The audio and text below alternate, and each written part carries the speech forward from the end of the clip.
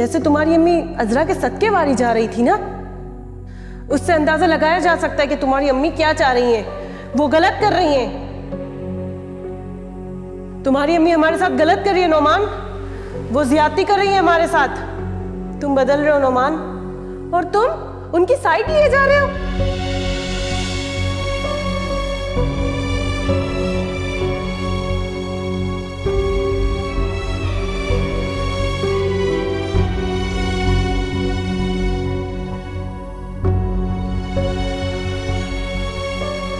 ये क्या ये? अज़रा का नंबर है, अम्मी ने दिया। तो मैं क्या करूं? अम्मी ने बोला है कि मैं उससे बात करूं। फरीन, इस वक्त मैं इन बातों के मूड में नहीं हूं। अरे भैया, मैंने तो देखा ही नहीं, आपका मूड तो वाकई में बहुत ख़राब है। हुआ क्या है? अभी अनम की कॉल आई थी, रो रही थी वो। मुझे समझ नहीं आ रहा था कि मैं क्या करूं। भैया, आप अनम से इतनी बातें करते हैं, एक बार अज़रा से भी बात करके देख लें। मैं उससे क्या बात करूं? पता चल जाएगा ना कि अज़रा कैसी लड़की है, जैसा अम्मी कहती हैं वैसी है, या फिर कोई नया धोखा है। नहीं, लड़की तो बहुत अच्छी है वो, लेकिन मामला इतना आसान नहीं है जैसा अम्मी समझ रही हैं। मैं यही तो अम्मी को समझाने की कोशिश कर रही हूँ, लेकिन अम्मी तो बस सिर पर अड़ी हुई हैं। फरीन, तुम जानती हो ना कि अम्मी की किसी बात को मैं टाल नहीं सकता, लेकिन यहाँ पे मेरा दिमाग काम नहीं कर रहा।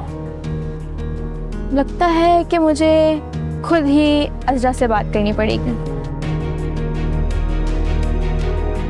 लेकिन फिर भी आप ये नंबर रखें,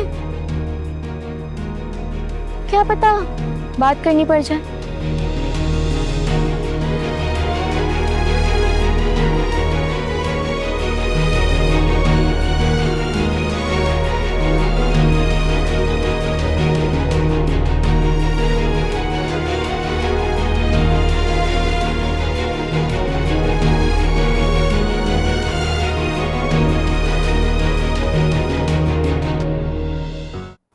अब इस अज़रा से क्या बात करूं?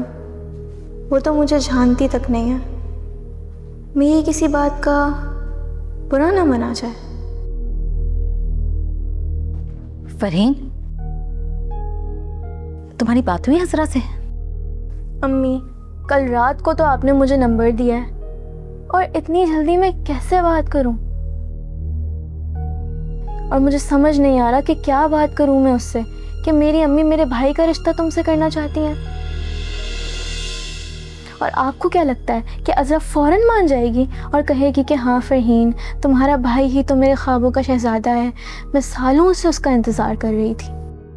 अब ज़्यादा बातें मत बनाओ तुम। क्या बातें ना बनाऊं? अम्मी, आपको तो नंबर देकर लग रहा है कि मैं ही रिश्ता पक्का करूंगी। अम्मी, मुझसे नहीं होगा ये। अच्छा, तो अब तुम माँ को इनकार करोगी? हाँ, कल तो तुमने बहुत जल्दी नंबर ले लिया था, तो अब क्या हो गया है? मैंने तो बस तुम्हें इतना ही कहा था कि उसे फोन करके उसका सहन मालूम करो,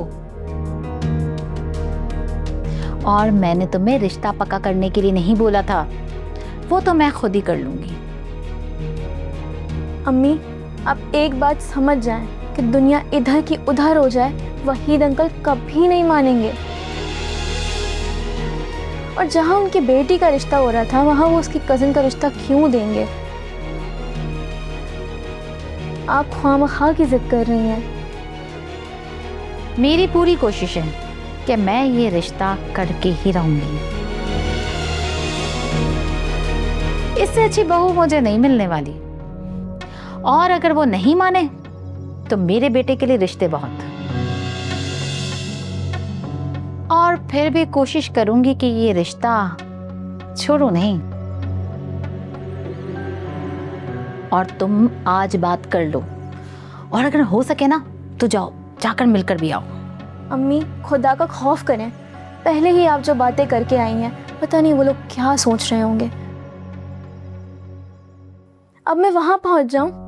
पिछली बार भी वहीद अंकल मुझे ही झगड़े की वजह समझ रहे थे, अब वो पता नहीं क्या सोचेंगे। जाऊंगी तो मैं बिल्कुल नहीं, किसी सूरत नहीं जाऊंगी। अच्छा अच्छा ठीक है ठीक है, तुम बात तो करके देखो ना कि जो लड़की मुझे पसंद आई है वो तुम्हें कैसी लगती है। अच्छा बात करके जल्दी बताना मुझे, ठीक है?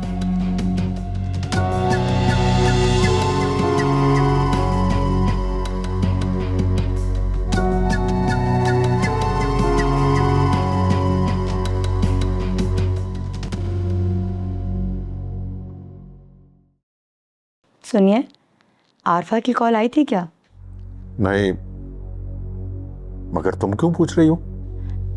मेरा मतलब है कि शायद वो अजरा के रिश्ते की दोबारा बात करेगी। शैला, क्या हो गया है तुम्हें? क्या तुमने इस बात को अपने दिमाग पे सवार कर लिया?